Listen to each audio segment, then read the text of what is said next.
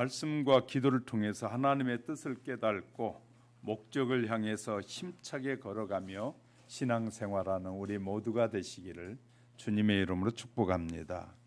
11층에 사는 여자가 괴로운 세상을 하직하기 위해서 옥상에서 뛰어내리면서 그녀가 본 것이 있었다라고 쓰고 있더라고요. 10층의 창문에 평소에 금술 좋고 화목했던 부부가 싸우는 것이 보였습니다. 9층을 내려가는데 항상 밝고 맑고 유쾌하게 잘 웃던 남자가 혼자 우는 것이 보였습니다. 8층에 내려가면서 보니까 남자들과 말도 잘하지 않고 도도하게 굴던 여자가 옆집 남자와 바람 피우는 것이 보였습니다. 7층에는 건강하다고 자랑하던 여자가 몇 가지 보약을 먹고 있는 것이 보였습니다.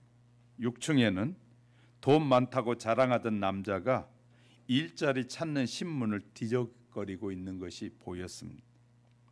5층에는 듬직하고 깔끔한 남자가 여자 속옷을 입고 희죽거리는 변태 모습을 보았습니다. 4층에는 원한 커플로 자랑하던 연인이 서로 헤어지자고 싸우면서 재산을 서로 많이 차지하려고 하는 것이 보였습니다. 3층에는 노인정에서 할머니들과 관계가 복잡하던 할아버지가 혼자 한숨을 쉬고 쓸쓸해하는 모습이 보였습니다. 2층에는 이혼하고 남편을 욕하던 그 여자가 그래도 전 남편이 최고라고 넋두리하고 있는 것이 보였습니다. 자, 11층에서 뛰어내리기 직전에 나는 세상에서 가장 불행한 사람이라고 생각하고 뛰어내렸는데 1층에는 치매 걸린 할머니가 소리 지르는 것을 보니 어차피 인생살이가 다 엇비슷하구나 라는 사실을 깨닫게 됐습니다. 사람마다 말 못할 사정과 어려움이 다 있었어요. 요모저모 따지고 보면 나도 그렇게 불행한 삶은 아니었다라는 생각이 들더랍니다. 떨어지면서 내가 보았던 그들을 나도 보면서 그들도 나는 괜찮겠지 하면서 살겠구나라는 생각이 들면서 바닥에 떨어지는 순간 악 하고 소리를 질렀더니 엄마 왜 그래 하면서 딸의 목소리가 들렸는데 낮잠에서 깨게 됐다고 합니다. 오늘 내가 건강함에 감사하고 숨 쉴 수 있음에 감사하고 또 누군가의 만남에 감사하고 남들보다 불행하지 않음을 감사하고 감사할 일이 많이 감사하다 보면 감사할 일이 생기게 되는 것 아니겠습니까? 그래서 고통도 염려도 다 사라지게 되는 것인데 그러면 저절로 우리의 삶이 행복해져 간다라는 이야기를 하고 있었습니다. 저는 굉장히 감동적이더라고요. 사람들이 겉으로 보기에는 대단히 그냥 그런 것 같은데 내면을 들여다보면 다 똑같은데 그냥 겉으로 위세를 떠는 사람들이 얼마나 많은지 모릅니다. 본문의 바울은 수많은 환상과 계시를 받았습니다. 하나님이 환상도 주셨고 계시도 많이 받았어요. 그런데 바울의 육체에 주어진 가시에 관한 내용을 오늘 본문이 쓰고 있는 것입니다. 여기에서 가시로 번역된 헬라어 원문에 보면 십자가다라는 뜻으로도 해석이 되고 가시라고도 해석이 됩니다. 그렇게 번역할 수 있는데 가시는 바울이 전하려는 선교 사역과 그 섬기는 활동에 막힘이 된다는 것을 지금 말하고 있는 것이거든요. 견해에 따르면 바울의 육체의 가시는 두통이다, 아니면 간질이다, 안질이다, 육체의 질병으로 보기도 하고 끝없이 뒤따르는 박해 또는 바울에게 주어진 수많은 유혹이다라고 이 가시를 해석하기도 합니다. 그러나 바울이 갈라디아 지방에 내려간 이유와 관련해서 생각해 보면 육체적인 질병이라고 말하는 것이 가장 정확한데 그 중에서도 유력한 것이 안질이었습니다. 바울의 육신을 괴롭게 하는 가시는 사탄의 사자라고 지금 쓰고 있잖아요. 근데 사탄의 사자인데 하나님이 주신 것이다 라고 쓰고 있어요. 따라서 바울의 육체를 괴롭게 하는 주권자는 사탄이 아니라 하나님이 허락한 사자다. 사탄은 단지 하나님의 인간을 다스리고 징계하는 데 사용하는 사탄은 도구인 것이지 사탄이 아니라 하나님이 허락한 일이다 라고 바울이 쓰고 있다 그 말이에요. 우리 이 말씀을 좀 깊이 상고해 봐야 될 필요가 있습니다. 오늘은 하나님께서 어찌하여 바울에게 육체의 가시를 주셨는지를 살펴가는 시간에 위로부터 신령한 은혜가 저와 여러분 속에 더 풍성하게 임하는 시간이 되시기를 주님의 이름으로 축복합니다. 첫 번째, 모든 인간에게 고난을 주신 이유가 있다라는 것이죠. 본문 9절에 보면 내 능력이 약한 데서 온전하여짐이라 그랬고요. 10절에는 이는 내가 약할 그때에 강함이라 라고 말씀하고 있어요. 이 말씀은 바울이 그의 인간적인 면이 육체의 가시에 찔려 약해진 후에 하나님이 전적으로 하나님만 의지함으로 능력이 나타나고 온전해진다는 말이거든요. 만일 바울이 강할 때 업적과 능력이 막 계속해서 나타났다면 이를 자기의 능력으로 알고 하나님을 의지하지 아니하고 교만해졌을 것이고 따라서 그의 다양한 권능도 중단되고 말았을 것입니다. 자고하지 않게 하려고 가시를 주셨다라고 분명히 기록하고 있는 거예요. 바울이 받은 복음과 계시는 기묘했습니다. 3층천까지 올라간 환상은 이 말로 형용할 수 없도록 엄청난 이 환상까지도 봤다 그 말이에요.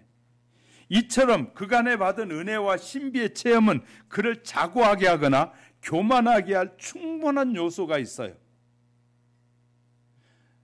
어떤 사람들은 예언 하나 받아가지고도 자기가 대단한 예언자라고 착각하고 뭐 자기가 예언해야 된다고 하고 막 세계적인 예언자들도 지금도 있어요.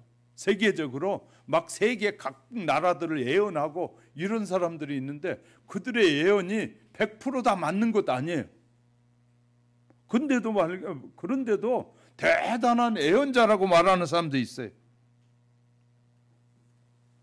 그렇다면 바울이 교만해질 수 있다 그 말이죠. 충분히. 왜냐하면 바울은 이 성경의 기록에 바울만큼 많이 이 하나님의 세계가 열려져서 하나님의 세계까지 들어가서 본 사람이 없어요. 이렇게 바울에게 엄청나게 많이 하나님이 보여주셨는데 이것이 자기라고 자기가 다 할 수 있는 능력이라고 생각했다면 엄청나게 교만해질 수밖에 없는 거예요. 사람들 중에서도 자기가 지식이 좀 있어가지고 지식으로 뭐가 좀 되면 자기가 잘났다고 하는 사람이 얼마나 많이 있는지 몰라요. 돈도 어떻게 해가지고 이렇게 잘 때가 맞춰져 가지고 돈이 좀 많이 들어오잖아요. 그럼 자기가 벌었다고 그러는 거예요. 그럼 다른 사람들은 그렇게 말하면 다른 사람들은 다 바보 같아서 돈도 못 벌고 그런 것이고 자기는 머리가 똑똑하고 자기는 대단해서 많이 벌었다는 그런 착각을 바로 교만이 가져다 주는 것이거든요. 교만한 사람들에게서 입에서 자꾸 나오는 말이 내가 잘해서 내가 이렇게 했기 때문에 많은 걸 얻었다는. 그러니까 우리가 제대로 은혜를 받으면 이건 다 하나님이 주신 은혜라고 말하지 내가 잘해서 했다고 하는 사람이 없는 거예요. 하나님이 지혜도 주셨고 하나님 내게 건강도 주셨고 하나님이 내가 이렇게 할 수 있도록 도와주셨기 때문에 잘된 것이지. 그런데 그것을 알지 못한 사람들은 자기가 다 했다. 그러니까 다 내 말 들어야 되는 거. 내 말이 진짜 말이라고 하고 이렇게 말하는 거예요. 교만해지면 자기 말, 다른 사람의 말을 안 듣게 되는. 어른의 말도 안 듣고 아무 소리를 안 듣는 거예요. 왜 하나님이 어른을 왜 주신 줄 알아요? 내가 다 아는 것 같아도 하나님이 어른을 주신 것은 어른의 말에 순종할 줄 아는 사람은 교만하지 않다는 걸 말하는 거예요. 어른의 말을 하는데, 어른이 말하는데 다 알아요. 그 정도는 알아요. 쟤는 그 정도는 다 똑똑해서 알아요. 그건 교만한 것이에요. 알아도 듣는 것이에요. 아, 그래요. 그렇군요. 이것이 겸손한 사람이거든요. 뻔히 그 내용을 알면서도 들어줄 줄 아는 사람이 겸손한 사람이에요. 그러면 노인들이 똑같은 말을 계속하면 그 듣기 싫어요. 그 말 10번도 100번도 다 들었는데요. 또 그 말이에요. 교만한 사람들이 하는 말이에요. 우리는 왜 뭐가 교만인지를 모르는 사람들이 참 많은 것 같아. 세상에는. 뻔히 알아요. 제가 지금 67년을 살았는데 20살, 30살, 50살 사는 사람보다 못 보고 못 알을까요? 인터넷은 안 볼까요? 세상의 소리는 안 들을까요?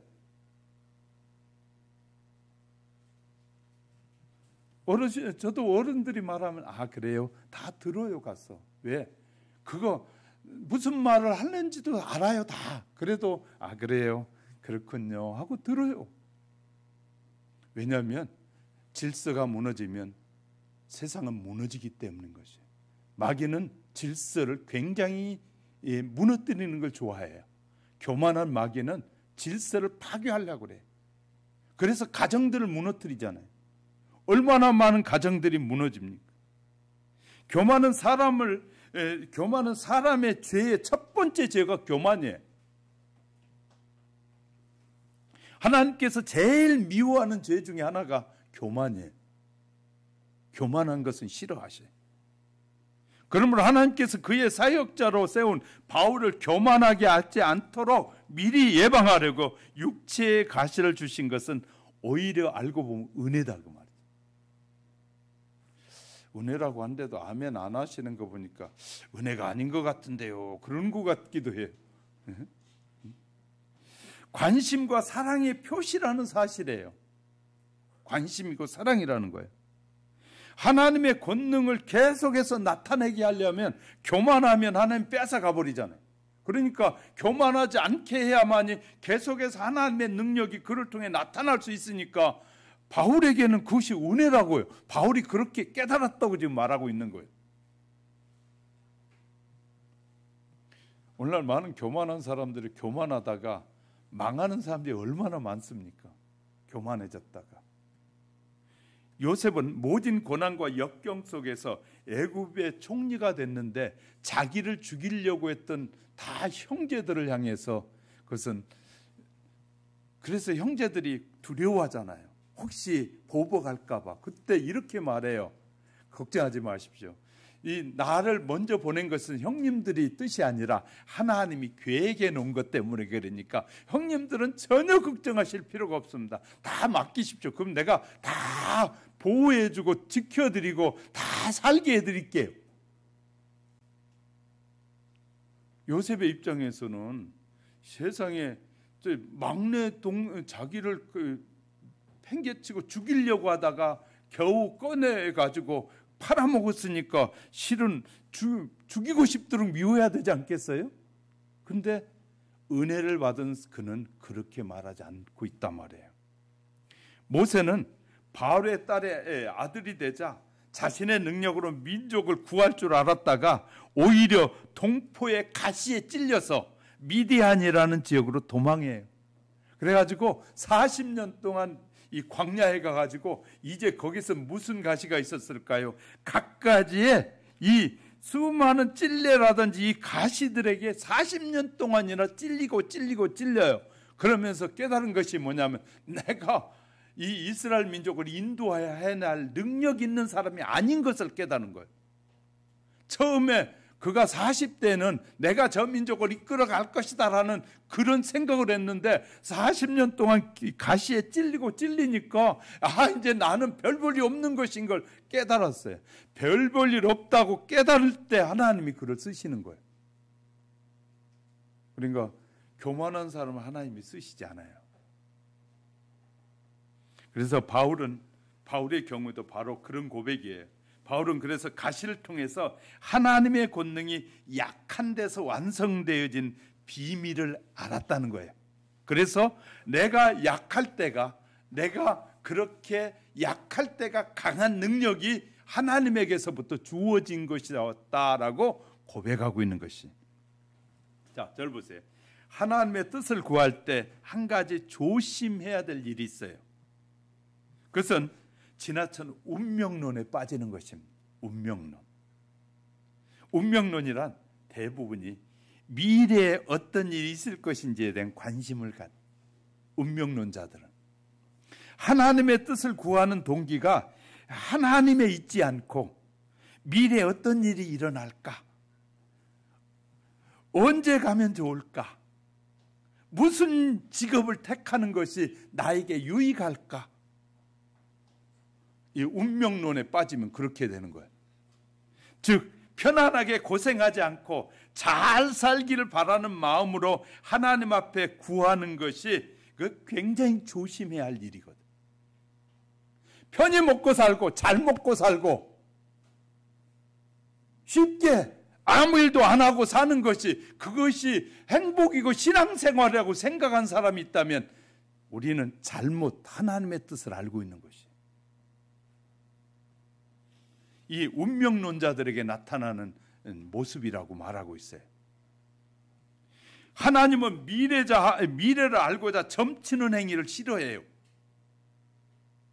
하나님은 반드시 우리에게 항상 선한 계획을 가지고 계셔요. 현재 코로나 상황도 대해서도 우리도 마찬가지입니다. 역사상 끔찍했던 순간이 많았지만 얼마나 우리나라에도 끔찍한 일들이 많았습니까? 거기에는 언제나 하나님의 선하신 뜻이 있었는데, 그러나 그 선하신 뜻이 무엇인지 알려고만 해서는 안 된다는 거예요. 여러분, 미래를 알면 좋을까요? 좋지 않을까요? 미래를 잘 알면 좋을 것 같습니까? 해석해 볼게요. 1년 뒤에 일어날 일을 내가 알고 있어요. 10년 뒤에 내가 일어날 일을 알면 행복해질까요? 만약 1년 뒤에 좋은 일이 있을 것이라고 한다면 1년 내내 영적으로 자만하고 게으르고 타락하게 될 거예요. 내가 1년 있다가 10억이 들어온다고 내 앞에 1년 후에 목사님 10억 드릴게 해서, 그러니까 1년 후에는 10억이 들어온다고 하면 1년 동안 그거 어떻게 쓸까, 어디에 쓸까, 뭐 할까, 그하고 그제 생각하고 살 거예요. 그죠? 반대로 1년 뒤에 안 좋은 일이 있을 것이라고 생각하고 살아간다면 낙이 있을까요, 없을까요? 집사님은 1년 뒤에 암이 와가지고 그때부터 죽을 때까지 계속해서 암에 치우쳐 살겠는데 내가 그렇게 예언했다고 생각해봐요. 기분 좋겠어요? 그래서 하나님의 1년 혹은 3년 후에 무슨 일이 있을 것인지 알려주지 않는 것이에요. 아는 것도 행복한 거 아니고 모르는 것도 행복한 것도 아니에요. 안다는 것은 우리에게 유익하지 않기 때문에 안 알려주신 거예요. 이해가 되셨으면 좀 아멘 해봐요. 장로교회 큰 우리 이게 문제라니까요. 응? 아멘은 그렇게 나도 믿습니다. 나도 그렇게 이해했습니다. 그런 거잖아요. 근데 자꾸 내가 충청도 말이 나오는. 하여튼 우리가 이게 필요한 것이에요. 개인들에게 약점이 고난이 있더니 다 고난은 어려운 거예요. 목사에게도 고난은 어려운 거고 평신도들에게도 직분자들에게도 고난은 어려운 것이에요. 심리적인 고통도 어려운 것이고 이 육체적인 질고 병을 안고 사는 것도 어려운 거고 이 여러 가지 외부의 고통에 견디는 건 다 어려운 가시는 사실이에요. 바울이 이 가시가 그에게 떠나기를 3번이나 기도하게 되잖아요. 그러나 그에게서 가시는 떠나지 않냐고 대신 그에게 하나님께서 가시를 주신 이유를 알려주신 거예요. 하나님께서. 자, 절 보세요. 부모님들이 질병으로 오래 있으면 죽었으면 좋겠다라는 생각할까요, 안 할까요? 많은 사람들이 해요. 그 80% 90%가 부모님들이 질병에 오래 있잖아요. 그러면 좀 빨리 돌아가시면 좋겠다 이런 생각을 그렇게 한다고 말해요. 통계가 나와요.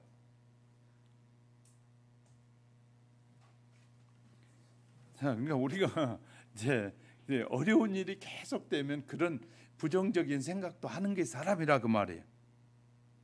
그런데 각자에게 자기에게 주어진 고난의 이유를 알게 되면 굉장히 우리의 삶이 편안해지는 거예요. 자, 그래서 하나님이 우리에게 주신 이 고난이 바로 나를 깨닫게 하시려는 하나님의 뜻이 있다는 사실을 알게 되면 우리가 편안하게 신앙생활을 할 수 있게 되는 거예요. 할렐루야. 그래서 우리가 하나님이 각자에게 주신 고난이 왜 주셨는지 이유를 하나님 앞에 묻는다면 우리의 신앙생활이 더 훨씬 편해질 줄 믿으시면 아멘. 두 번째, 육체에 주어진 고난이 은혜라는 것이에요. 성경은 우리에게 가르쳐 주는 거예요. 우리는 육체의 고난을 저주라고 생각하는 사람 참 많아요. 이건 부정적인 생각을 하는 거죠. 자, 10절에 보면 내가 그리스도를 위하여 약한 것들과 능력과 궁핍과 박해와 고난을 기뻐하노니. 아니, 바울은 정신 빠진 사람이에요.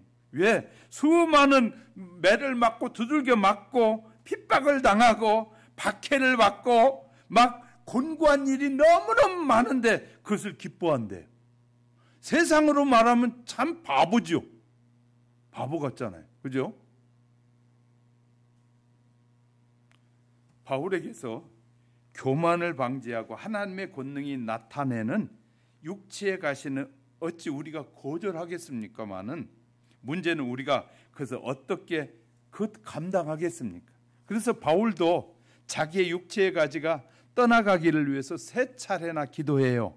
그런데 하나님은 우리의 죄악을 위해서 가시관을, 그리스도는 저와 여러분의 이 죄악을 위해서 머리에 가시관을 쓰셨고, 죄 없으신 분이 양손에 못으로 찔리고 박혔고 창으로 허리를 찔리셨어요. 그러니까 나의 죄 때문에 예수님이 죄가 전혀 없으신 그분은 이마에 가시에 찔리셔야만 했고 손과 발에 못이 박혀야만 했고 옆구리에 창이 찔려야만 했다는 사실, 우리의 죄가 얼마나 추악하고 더러운 것인지, 얼마나 하나님 앞에 큰 죄인지, 죄가 전혀 없으신 분이 아니 망치로 못을 박는 그런 고통도 주님은 감당하셨다고 말하고 있잖아요. 그런데 너무나 많은 사람들은 주님을 위해서 못을 박히고 이 발에 못이 박히고 창에 찔리지도 않으면서 자기는 주님을 위해서 많이 일한 것처럼 헛소리를 하는 사람들이 많은 거예요. 자기의 생명도 내놓지 않은 사람들이 구원을 너무너무 쉽게 여기는 거예요. 하나님이 그 아들을 이 땅에 우리에게 보내셔서 이 이마에 가시가 찔려가지고 피가 흐르고 손과 발에 망치로 못이 박혀가지고 그 고통도 주님은 우리를 위해서 감당하셨는데 우리는 그건 그냥 전혀 무시해버리고 내가 편안하게만 살고 쉽게만 살고 내가 그냥 하고 싶은 대로만 사는 것이 하나님이 나를 사랑한다라고 생각하는 사람들이 너무너무 많다는 거예요. 죄 없으신 하나님도 우리 인간의 죄를 때문에 그런 모든 고통을 받으시면서도 기뻐하셨는데 우리는 죄에 대한 의식이 우리가 식어지고 죄에 대한 대가가 무엇인지 우리가 잊어버릴 때 이런 생각을 하게 되는 것이. 바울이 곤란을 기뻐한다고 했듯이 우리도 그러해야 마땅하다는 거예요. 우리가 과시가 있고 뭐가 있어도 하나님 감사합니다. 나를 구원하시기 위한 하나님이 그런 계획이고 나를 겸손하게 하려고 그 가시를 주셨고 이 고통을 주신 거 감사해야 되는데 신자들이 고통이 있고 싫은지 다 하나님이 나에게 미워서 그런다고 그래. 건강한 부모가 자식에게 잔소리도 하고 무슨 말을 하는 것은 미워서 할까요? 부모님들에게 물어볼게요. 부모님들, 자식이 보지 못하고 알지 못하기 때문에 그 일이 앞으로 있을 일을 뻔히 아니까 그래 안 했으면 좋겠다는 의미에서 잔소리를 하잖아요. 두 말, 세 말을 할 거 아니에요. 그것을 잔소리로 받으면 되겠어요, 안 되겠어요? 자기의 미래를 전혀 살아온 사람은 살아왔기 때문에 그걸 알잖아요. 그러니까 한 말이니까 감사함으로 드려야 되는데, 아니 누가 잔소리하고 싶은 부모가 어디 있겠어요? 그걸 옆에서 막는 사람도 웃기는 사람이에요.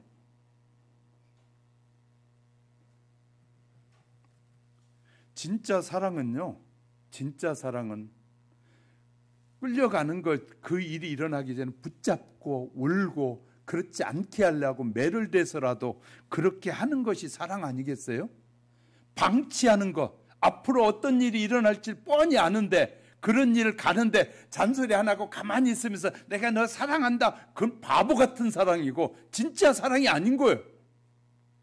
사랑은 아이가 잘못된데 지금 저리 가면 불이 있어서 가면 뒤일 것인지 뻔히 알면서 야 사랑한다, 그리 가지 마라 그러고 앉았다면 그 부모는 그 아이를 사랑하는 것이 아니라, 그럴 때는 아이가 가면서 간다고 할 때 가서 끄집고 알아다 그 안 되면 그를 들고라도 와버려야 그것이 사랑 아니냐 말이에요.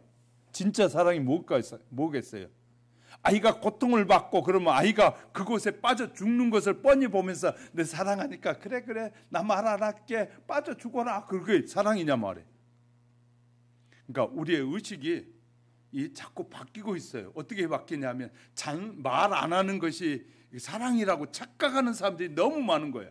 그러면 가르치지 않은데 그럼 그 각자의 미래가 다 어두워져 버리는 거예요. 선생님 필요 없지. 그러면 무슨 선생님 뭐 필요해? 학교에서 선생님을 둘 이유가 없는 것이에요. 왜? 안 가르쳐도 선생님이 없어도 텔레비전을 보고 다 배워. 우리가 가르치는 이유가 있다는 겁니다.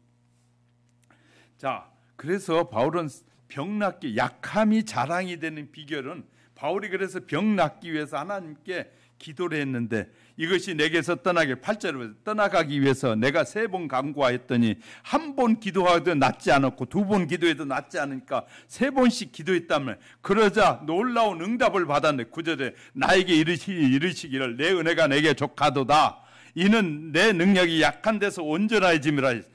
하나님께서 바울에게 내 몸에 병이 있는 것이 유익하고 내가 약할 때 더 온전해진 것이다 라고 하나님이 응답해 주셨어요. 몸에 약하기 때문에 하나님만 의지하게 된다는 말이거든요. 바울은 바로 직전에 이 말을 하기 직전에 지금 12장 앞에 보면 자기가 천국에 올라가 3층까지 올라갔던 그 간증을 하고 있어요. 그 엄청난 비결을 다 하나님이 보여주셨다고 말하고 있는 거예요. 그러니 이런 것까지 다 봤는데, 간증했는데 그 천국 가 본 것은 영적으로 굉장히 교만해질 일이거든요. 많이 하는 것. 꼭 대부분의 교만해진 사람의 비결 볼게요. 많이 가진 자들이 교만해지기 쉽고, 많이 안다고 하는 사람들이 교만해지기 쉽고, 큰 명예를 가진 사람들이 교만해지기 쉬워요. 그죠? 그러니까 우리가 어떤 사람들이 교만해지는지를 잘 모르는 것이, 하나님 앞에 바울이 3번이나 간구할 때 하나님이 응답해요. 바울이 비록 병 고침을 받지는 못했어도 응답을 받았다고 9절에 말해요. 그러므로 도리어 크게 기뻐함으로 나의 여러 약한 것들에 대하여 자랑하리니. 그래서 이제 하나님이 응답해 주신 것을 깨닫고 나니까 이제 자랑거리가 생겼다는 거예요. 왜? 나의 약함이 자랑이다. 내가 이런 가시가 많고 고난이 많은 것이 자랑이다 라고 말하잖아요. 왜? 그것을 자랑하니까 그럴 때 하나님의 능력이 더 나타난다 그 말. 할렐루야. 몸에 치료받는 것보다 더 중요한 것이 뭔지 아십니까? 주님이 나와 함께 하시는 거예요. 아멘? 그래, 이렇게 소개해 볼게요. 이제부터 나의 약함을 기뻐한다 라고 했는데, 자, 하나님의 뜻을 구하는 자세가 어떠해야 하는지 가르쳐 주고 있는 거예요. 하나님의 뜻은 어려움과 문제가 사라지고, 하나님의 뜻은 우리에게 있던 문제들이 막 사라지고, 하던 일이 잘 되고 모든 것이 편안해진 것만이 하나님의 뜻이 아니라, 어느 때는 고난의 길을 가는 것이 하나님의 뜻이고, 어떤 때는 실패하는 것이 하나님의 뜻인 거예요. 그 길에서 하나님이 함께 하는 것이 가장 좋다는 걸 알게 하시는 거예요.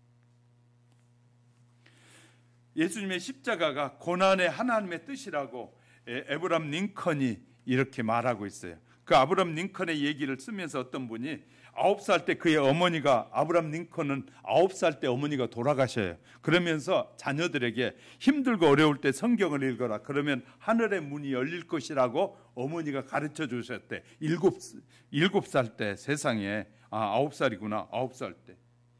그런데 그런 유언을 주고 성경을 하나 준 거예요.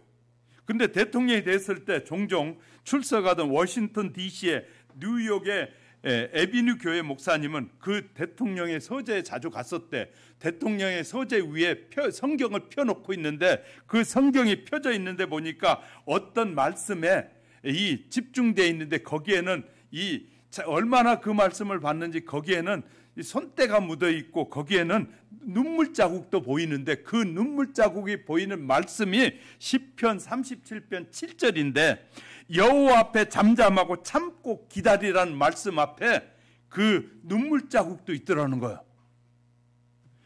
딱 봐도 링컨이 그 많이 읽었고 묵상하면서 했던 사실을 알 수 있었다는 거예요. 그러니까 링컨에게도 수많은 어려움이 있을 때마다 하나님 앞에 이 말씀을 참고 기다리는 것이, 견디는 것이 하나님의 뜻임을 알았다는 거예요. 정말 중요한 거예요. 그런데 이 말씀이 때로는 여러분에게 참고 기다리라고 하면 어떻게 해야 될까요? 참고 기다려야 돼요? 안 참고 자기 멋대로 해야 돼요? 하나님의 말씀이 이렇게 정확하게 우리에게 전달되고 있다고 말이에요. 하나님의 뜻은 모든 사람이 구원을 받고 하나님의 자녀답게 사는 복을 누리는 거, 살아계심을 경험하는 것이 하나님이 우리를 향한 뜻이에요. 그리고 우리는 많이 먹고 막 행복하게 살고 이 대골 같은 집에 살고, 그것이 하나님의 뜻이 아니라 하나님 안에 즐거워하고 하나님 안에서 있으나 없으나 하나님과 동행하는 삶이 행복하기를 원하시는 것이 하나님의 뜻이라고. 그러한 뜻을 이루는 과정에서 불가피하게 겪어야 하는 일인데 시련이고, 이런 이 악한 마귀의 공격을 허락해 주셨다는 거예요. 한 사람이라도 더 구원하기 위해서 심판을 미루다 보니 성도들에게 여전히 시험이 계속되는 것이에요. 이 점을 분별해야 하나님의 뜻을 정확하게 알 수 있습니다. 우린 고난을 허락하실 때도 그렇게 하실 수밖에 없기 때문에 고난을 주신 거예요. 우리에게 그렇게 할 수밖에 없으니까 고난을 주신 거란 말이에요. 예수님의 십자가가 그 증거로 죄로 인해서 멸망당할 인류를 구원할 수 있는 길은 예수님의 십자가의 고난밖에 없었기 때문에 하나님이 그 일을 결정하신 거예요. 그 일이 아니고는 하나님이 하신 모든 약속을 완벽하게 이루는 길은 당신의 아들이 십자가에 죽지 않고는 할 수 없었기 때문에 그 일을 계획하신 거란 말이에요. 하나님의 뜻에도 고난이 있을 수 있고, 허락한 길을 가는 동안에 어려움이 열릴 수도 있고 어려움도 겪을 수 있어요. 그래야 비로소 하나님의 뜻을 깨닫고 오히려 그 고난을 기뻐하고 자랑할 중요한 뜻을 깨닫게 된다는 것이죠. 계속해서 이끌어갈 힘도 또한 주시는 겁니다. 하나님이 열어주시는 그 길을 가려면 주님이 주신 그 길에 닥쳐올 고난을 걱정하지 말고 이 순간 하나님의 뜻에 순종하라는 거예요. 고난이 와도 순종하고 좋은 일이 있어도 순종하고 가라는 거예요. 하나님이 함께 하심을 확신한다면 고난도 감사하고 자랑하고 어려움을 두려워하지 말고 이제야말로 하나님의 역사를 체험할 기회라고 믿으시기를 주의 이름으로 축복합니다. 우리가 힘들고 어려울 때 하나님께서 인도하시는 길을 잠잠히 바라보십시오. 반드시 새롭게 열어주시는 길이 있을 것이고 하나님께서 새로운 기회를 문을 계속 열고 계시는 하나님을 보게 될 겁니다.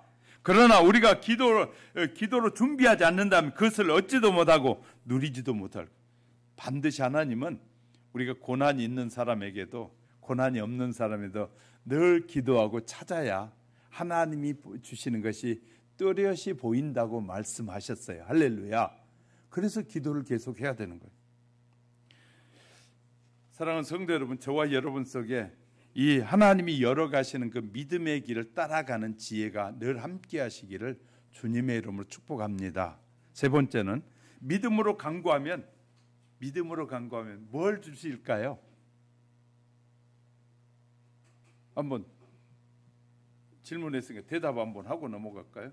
우리가 믿음으로 하나님 앞에 열심히 기도해서 사랑하는 자에게 하나님이 주시는데 뭘 주실까요? 예? 예? 성경적으로 이렇게 하나님 우리가 막 기도하잖아요.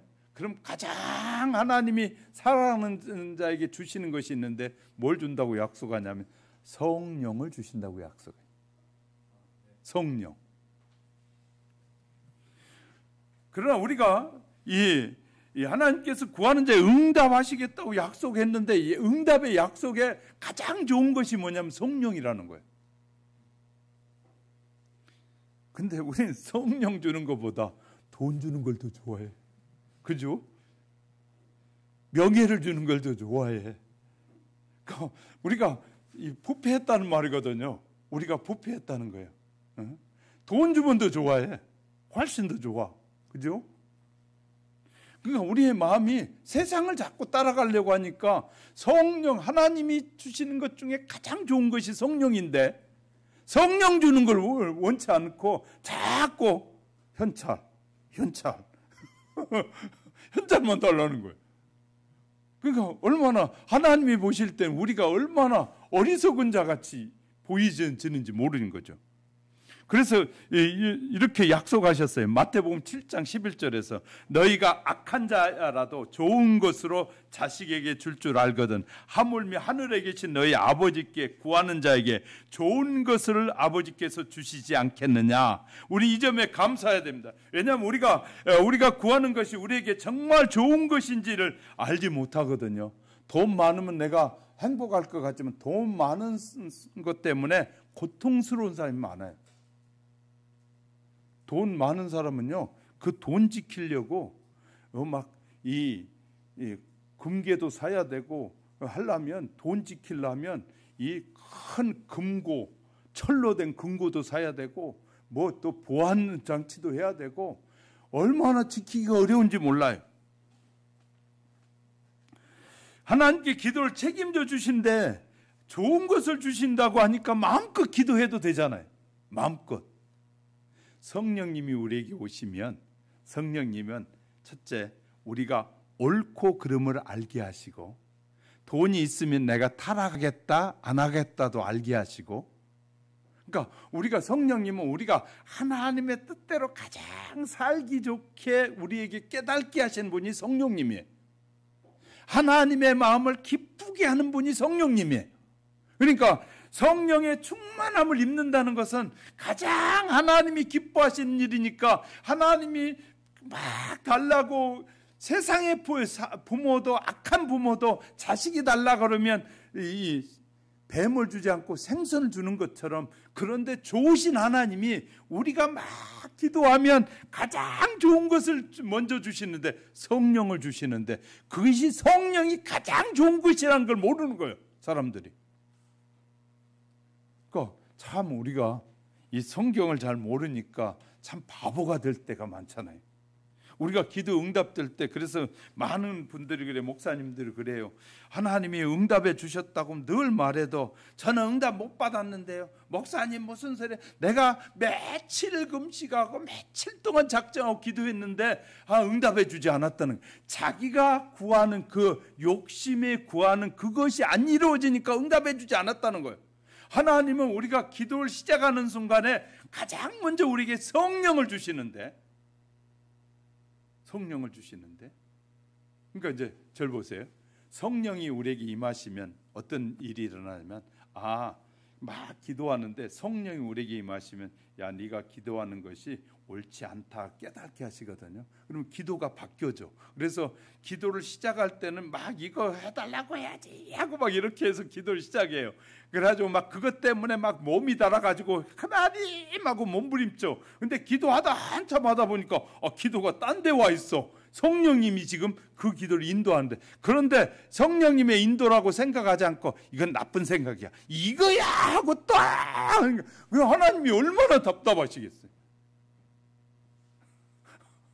그러니까 우리가요, 이 하나님의 뜻을 알지 못하면 참 헛된 일을 많이 하고 살아.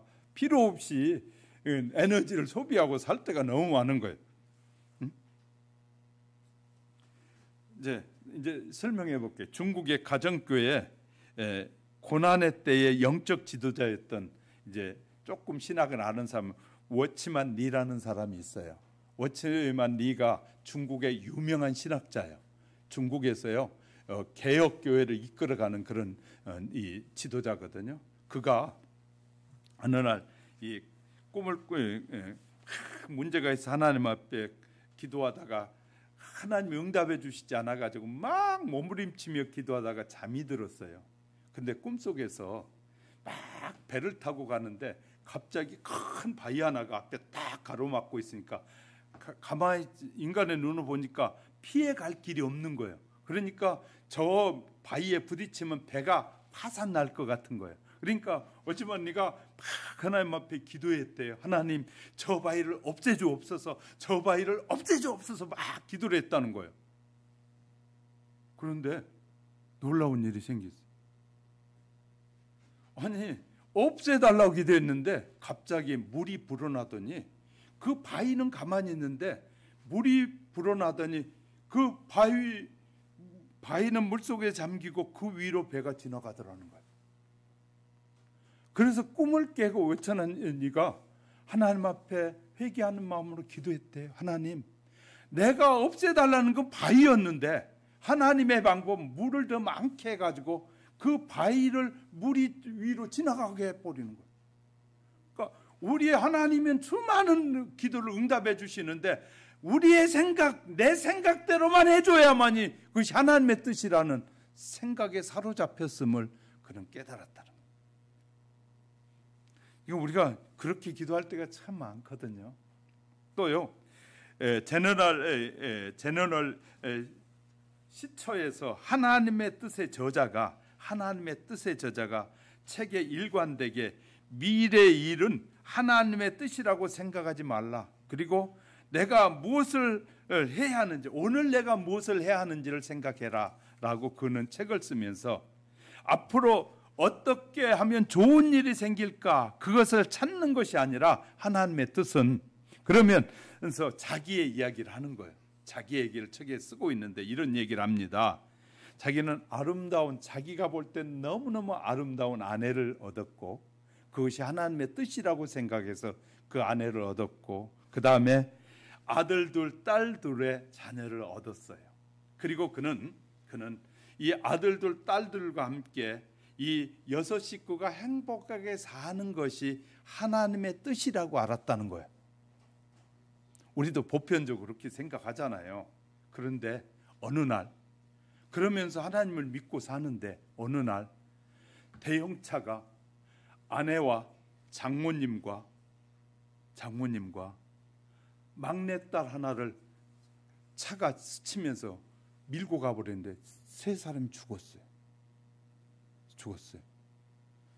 그것을 경험하고 난 이 사람은 그때부터 재혼하지 않고 이 세 아이를 열심히 길러서 좋은 대학까지 잘 보냈어요. 그러면서 그가 이렇게 글을 쓰고 있는 것이, 나는 하나님의 뜻이 모르겠다. 나는 행복하게 사는 것이, 가족들과 살는 것이 하나님의 뜻인 줄 알았는데 그것이 아니라는 거예요. 자기의 뜻과는 전혀 다른 역사가 지금 현실에 일어났지 않느냐. 그러면서 그는 이렇게 마무리하고 있어요. 오늘 하루하루를 감사하면서 최선을 다하며 살아가는 것이 하나님의 뜻이다. 이해가 되셨어요? 학자가 자기가 경험한 것을 하나님의 뜻에 대한 부분을 쓰고 있어요. 결혼을 준비하는 예비 신랑 신부들이요, 좋은 결혼 대상을 만나면 행복할 것이라는 생각을 하는데, 그래서 결혼할 때 좋은 사람을 만나려고 애를 씁니다. 그 사람이 나를 행복해 주리라고 생각하다가 행복하지 않으면 대부분의 부모들이 이렇게 말해요. 사람을 잘못 만났다. 사람을 잘못. 맞아요, 틀려요? 아니, 저가 하는 말이 일반적인 사람들이 생각하는 생각이잖아요. 그죠? 그 말이 맞죠? 사람을 잘못 만났다고 그래. 자, 불행한 이유를 누구에게 돌려요? 배우자에게 돌려. 다른 사람에게 돌리는 거예요. 남자들은 여자를 잘못 만나서 문제가 있다 그러고, 남자는 여자는 남자를 잘못 만나서 저 사람이 나를 행복하게 해줘야 되는데, 우리는 행복의 조건을 상대방에게 돌리는 거예요. 그러니 행복은 좋은 사람을 만나서 주어지는 것이 아니고, 불행은 좋은 사람을 만나지 못해서 불행해지는 겁니까? 이 성경적이지 않는 생각을 하는 사람들이 너무 많아. 자, 그러면 좋은 사람 만났는데 불행하게 사는 사람 있어요, 없어요? 안 보셨구나. 사람이 생긴 건 멀쩡하게 생겼는데, 우리 집사람이 저한테 생긴 건 멀쩡하게 생겨, 맨날 성질이 고약하고 맨날 나한테 그래. 그러고 보니까 내가 그냥 괜찮게 생겼나 봐. 그러니까 멀쩡하게 생겼는데 성질이 못됐다 그러고 막 그러거든요. 하여튼 그러면 얼굴 잘생겼다고 행복을 주나요? 돈 많이 있다고 행복한가요? 성경적인 행복의 대답이 뭔지 아십니까? 그래도 그리스도인은 행복의 조건이 무엇인지를 기본적으로 알아야 돼요. 그래서 오늘 말씀드리는 거예요. 하나님의 자녀의 행복의 조건은 이런 것이에요. 에베소서 5장 24절 25절에서 아내는 남편에게 복종하고 남편은 아내를 사랑하라는 그 말씀을 지키느냐 지키지 않느냐에 따라 행복이 결정된다. 아멘을 안 하시네. 성경적으로 바르게 가르쳐줘도 이렇게 아멘을 안 하면 저는 참 힘들어요. 올바른 성경은 뭐냐면, 성경의 가르침은 이거예요. 누굴 만났으니까 내가 행복해지는 것이 아니라 하나님의 말씀에 네가 바르게 순종했느냐 순종하지 않았느냐에 따라 행복이 있다는 거예요. 너무나 많은 사람, 그래서 자꾸 행복의 조건을 다른 사람에게서 찾으려고 해. 저 사람이 나를 행복해 해줘야 된다는 거예요. 내가 수고했으니까 행복하게 해줘야 된다는 거예요. 나는 말을 듣지 않든 저 사람의 권위를 인정하고 인정하지 않든 하나님이 인정하면 그를 사랑받게 만드신다는 거예요. 무슨 말인지 이해가 되셨어요? 말씀을 지키는, 성품이 좋은 사람 만나야, 대부분 성품이 좋은 사람 만나야 행복하다는 거예요. 그건 성품이 좋은 사람도 다 개판이요, 알고 보면. 근데 진짜 중요한 건 하나님의 말씀에 설정할 줄 아는 사람은 하나님이 지키신다는 거예요. 하나님의 말씀에 바로 순종하면 하나님이 그 가정에 행복을 주신다는 거예요. 할렐루야. 행복을 주신 분은 하나님이라는 거예요. 사람에 의해서 행복이 만들어지는 것이 아니라는 거예요. 앞으로 되어질 일을 아는 지식이 필요하다면 하나님이 우리에게 다 알게 해주시는 거예요. 하나님이 우리를 사랑하니까. 그런데 우리가 앞으로 되어질 일을 아는 것이 우리에게 유익이 하지 않기 때문에 안 알려주는 거예요. 할렐루야. 그런데 대부분의 무슨 일이 일어날지 명확하게 말씀하지 않잖아요. 다만 믿음으로 바라만 보라는 거예요. 하나님이 어떻게 하시는지 보라는 거예요. 여러분, 하나님의 뜻은 우리가 고생과 어려움을 피하고 편안하고 풍족한 삶을 사는 것이라고 절대로 속단하지 말아야 돼.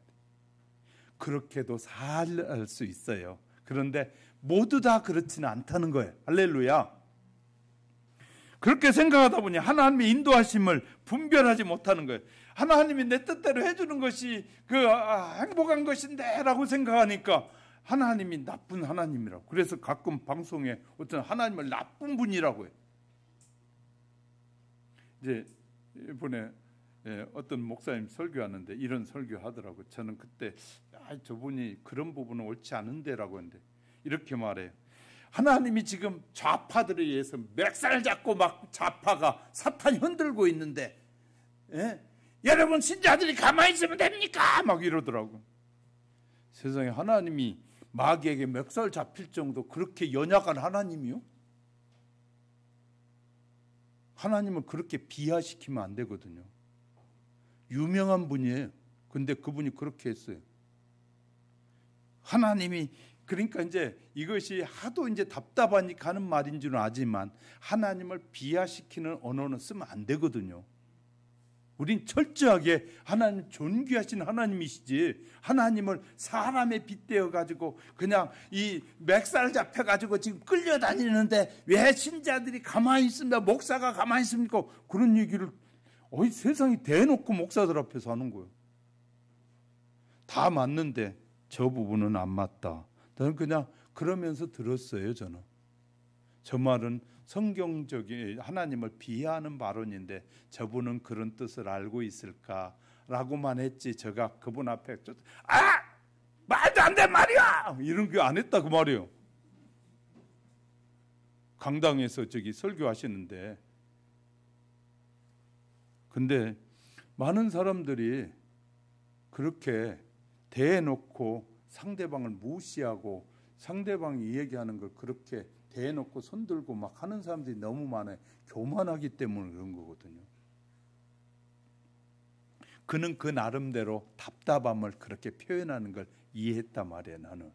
그러니까 우리가 이해력이 부족하면 왜 저 사람이 그 말을 하는지에 대한 동기도 모른 채 함부로 판단할 때가 너무나 많은 거예요. 여러분 성도들은 운명론이라는 허울에 주의할 필요가 있습니다. 오직 어떤 어려움과 고통스러운 일을 당하더라도 낙심하지 말아야 될 것은 하나님이 우리와 함께 하시기 때문에. 할렐루야. 하나님이 우리와 함께 하시면 내가 당하는 어려움을 아셔요. 내가 고통을 당하는 것도 아셔요. 그러니까 우린 자꾸 하나님은 저 멀리 계시고 하나님은 저기 있다가 주야 하면 그때서야 나타나시는 하나님으로 착각하는 거예요. 하나님은 이렇게 우리가 예수 그리스도 나의 구주라고 고백하는 순간에 하나님이 영으로 우리 안에 들어오셔서 우리와 함께 하신다고 그랬잖아요. 그러니까 내가 울 때 하나님이 알고 계세요. 우는 것 이유도 알고 있고. 그러니까 우리는 하나님이 함께 하신다는 사실을 자꾸 까먹을 때가 많은 거예요. 그러니까 불안하고 염려스럽고 그러니까 코로나가 오니까 막 성도들이 겁내가지고 목사님 우리도 예배 그러면 안 되잖아요. 죽으면 어떡해요? 막 별소리를 다 한다는 거예요. 성도들이. 그래가지고 성도들이 또 이 정부에다 고발한대. 우리 교회 예배 드리지 말아야 되는데 목사님 우리 교회 예배 드려요.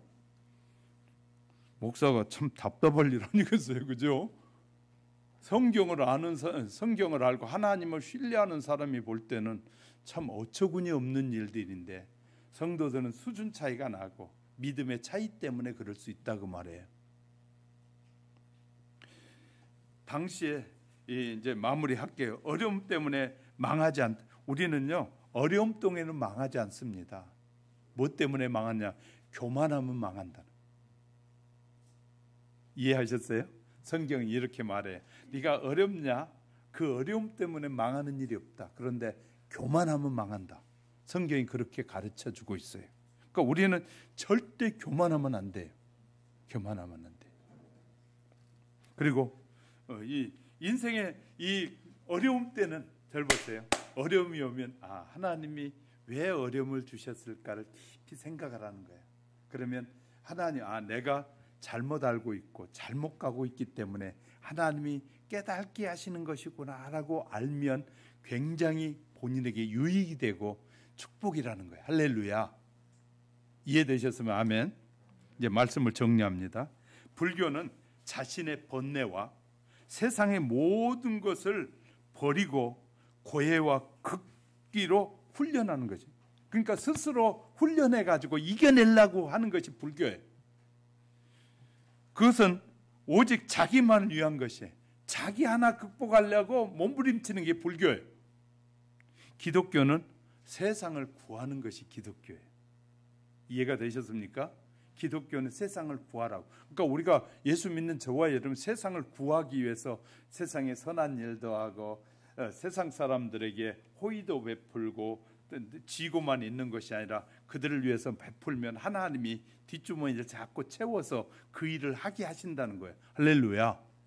그러니까 내가 하는 사업에 복을 주셔서 하나님의 일을 더 잘할 수 있도록 계속 채우시는 하나님이라는 거예요. 그러니까 우리는 하나님이 기뻐하는 일을 자꾸 하면서 하나님 필요해요, 하나님 더 주시면 더 일할게요 하고 그렇게 기도해야 더 풍성한 삶을 누리는 거예요. 할렐루야. 그러니까 우리가 지혜로워야 돼요. 하나님이 왜 하나님 앞에 달라고 하는지, 왜 하나님 앞에 좋은 것을 주라고 기도하는지를 알아야 되는데 자기를 위해서 좋은 걸 자꾸 달라 그러니까 하나님이 주시는 걸 못 깨달은 거예요. 하나님의 영광을 위해서 내가 더 해가지고 더 하나님의 일에 동참해야지. 하나님의 일에 더 할 수 있도록 하나님 은혜를 주세요. 성령님 역사해 주시고 내게 복을 주시되 하나님이 기뻐하는 일도 더 많이 알게 도와주세요. 더 할 수 있도록 기회도 주세요. 그래야 하나님이 기뻐하시는 일이에요. 그러니까 우리가 더 사업을 확장시키고 더 잘하려면 하나님 앞에 자꾸 그런 기도 구하는 지혜가 필요한 것이에요. 그럴 때 하나님은 저와 여러분 속에 하나님의 일이 이루어져요. 그러니까 절 보세요. 하나님은 우리가 하나님의 일의 일부를 하길 원해요. 하나님이 하실 일을 우리가 하길 원해요. 그래서 그 일을 통해서 사람들이 말할 때 우리에게 아이고 집사님은 어떻게 그렇게 많이 복을 받았어? 그러면 하나님이 나보고 전도하라고 주신 거야 라고 말해서 하나님이 영광을 받으시기 원하는 거예요. 내 사업이 잘된 것은 내 먹고 살고 막 좋은 것만 얻으려고 하나님이 사업을 잘되게 하는 것이 아니라 주님을 알리라고, 하나님을 알리라고, 하나님의 나라 확장을 위해서 내게 복을 자꾸 주시는데 우리는 그것을 자기를 위해서 쓰니까 어느 날 가면 교만해지고 무너져 버리는 거예요. 근데 우리는 주님을 더 기쁘시게 하기 위해서 어떻게 해야 더 주님의 일을 할까? 어떤 일을 하나님이 더 기뻐하실까 하고 그 일에 필요하니까 더 좀 부어주세요, 더 채워주세요 하고 성령의 인도함을 받을 때 우리는 우리의 삶이 복된 삶이 되어진다. 할렐루야. 그래서요 오늘 주제를 제가 이렇게 잡았잖아요. 뭐라고? 뜻을 이해하면 고난도 다르게 보인다.